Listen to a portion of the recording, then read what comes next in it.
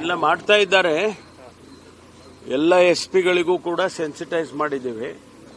ಎಲ್ಲ ಸೀನಿಯರ್ ಆಫೀಸರ್ಸ್ಗೂ ಕೂಡ responsible senior officers ರೇಂಜಲ್ಲಿರೋರಿಗೆ ಅವ್ರಿಗೆಲ್ಲರಿಗೂ ಕೂಡ ಈಗಾಗಲೇ ತಿಳಿಸಿದ್ದೇವೆ. ನಿನ್ನೆ ಕೇಂದ್ರ ಸರ್ಕಾರದ ಹೋಮ್ ಮಿನಿಸ್ಟ್ರಿಯಿಂದ ಅಡ್ವೈಸರಿ ಬಂದಿದೆ, ಅದರ ಪ್ರಕಾರ ಮಾಡ್ತಾ ಇದ್ದೇವೆ.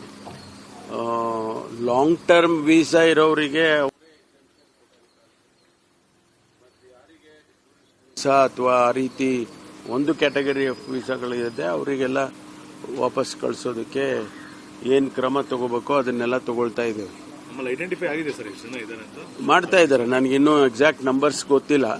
ಪ್ರತಿ ಜಿಲ್ಲೆನಲ್ಲೂ ಕೂಡ ನಾವು SP ಗಳಿಗೆ ತಿಳಿಸಿದ್ದೇವೆ. ಆಮೇಲೆ ಇಲ್ಲಿ ನಮ್ಮ ಕೇಂದ್ರದಲ್ಲಿ ಕೂಡ ಮಾಡ್ತಾ ಇದ್ದಾರೆ.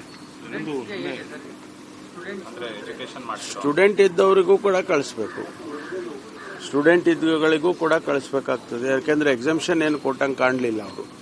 ಒಂದು ವೇಳೆ ಆ ಥರ ಇದ್ರೆ ಅದನ್ನ ಎಕ್ಸೆಂಪ್ಟ್ ಮಾಡಬಹುದು, ಆದರೆ ಅವರ ಅಡ್ವೈಸರಿನಲ್ಲಿ ಆ ರೀತಿ ಕಾಣ್ತಾ ಇಲ್ಲ.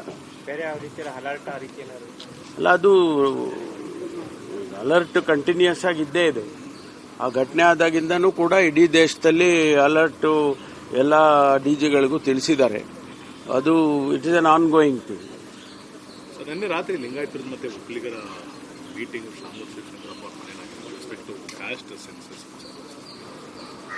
ಗೊತ್ತಿಲ್ಲ ನನಗೆ, ಏನು ಚರ್ಚೆ ಮಾಡಿದಾರೋ ಗೊತ್ತಿಲ್ಲ. ಅವರೇನು ಇನ್ನೂ ಯಾವುದೇ ಹೇಳಿಕೆಗಳು ಬಂದಿಲ್ಲಲ್ಲ. ಸರಿ, ರಣ್ಯಾರಾವ್ ಕೇಸಲ್ಲಿ ಸರ್ ಪ್ರೋಟೋಕಾಲ್ ಆಫೀಸರ್ ವಿರುದ್ಧ ಏನಾದರೂ ಕ್ರಮ ಈಗ ಸರ್ಕಾರದ ಮಟ್ಟದಿಂದ ಆಗಿದೆ? ಇನ್ನೂ ಅದ್ರ ಬಗ್ಗೆ ಏನು ವರದಿ ನನ್ನ ಹತ್ರ ಅಂತೂ ಬಂದಿಲ್ಲ. ಚೀಫ್ ಸೆಕ್ರೆಟರಿ ಅವ್ರಿಗೆ ಅವರು ವರದಿ ಕೊಟ್ಟಿದ್ದಾರೆ ಅಂತ ಕೇಳಿದ್ದೇನೆ. ಇದರಲ್ಲಿ ಏನು ರೆಕಮೆಂಡೇಶನ್ಸ್ ಏನು ಬಂದಿರುತ್ತೆ ಅದರ ಪ್ರಕಾರ ಮುಂದುವರಿತೇವೆ. ಇನ್ನೊಂದು, ನೀವು ಈ ಹಿಂದೆ ಹೇಳಿದಂತೆ ರಾಜಕೀಯ ಮಾಡೋದು ಬೇಡ ಈ ವಿಚಾರದಲ್ಲಿ ಅಂತ ಹೇಳಿದ್ರಿ ದೇಶದ ವಿಚಾರ ಬಂದಾಗ. ಆದರೆ ಸರ್ಕಾರದ ಮಟ್ಟದಲ್ಲಿ PM ಅವರು ರಿಸೈನ್ ಮಾಡಬೇಕು ಅನ್ನೋ ಒಂದು ಮಾತು ಬರ್ತಿರೋವಂಥದ್ದು, ರಿಟಾಲಿಯೇಟ್ ಮಾಡೋಂಥ ಸಂದರ್ಭದಲ್ಲಿ ರಾಜೀನಾಮೆ ಕೇಳೋದು ಸರಿ ಅಂತ ಇಲ್ಲ. ಯಾರು ಕೇಳಿದ್ದಾರೆ ಗೊತ್ತಿಲ್ಲ ನನಗೆ. ಯಾರು ಕೇಳಿದ್ದಾರೆ? ಸಂತೋಷ್ ಲಾಡ್ ಅವರು. ಗೊತ್ತಿಲ್ಲ ಅವ್ರು ಯಾವ ಅರ್ಥದಲ್ಲಿ ಹೇಳಿದಾರೋ ಏನೋ ಗೊತ್ತಿಲ್ಲ.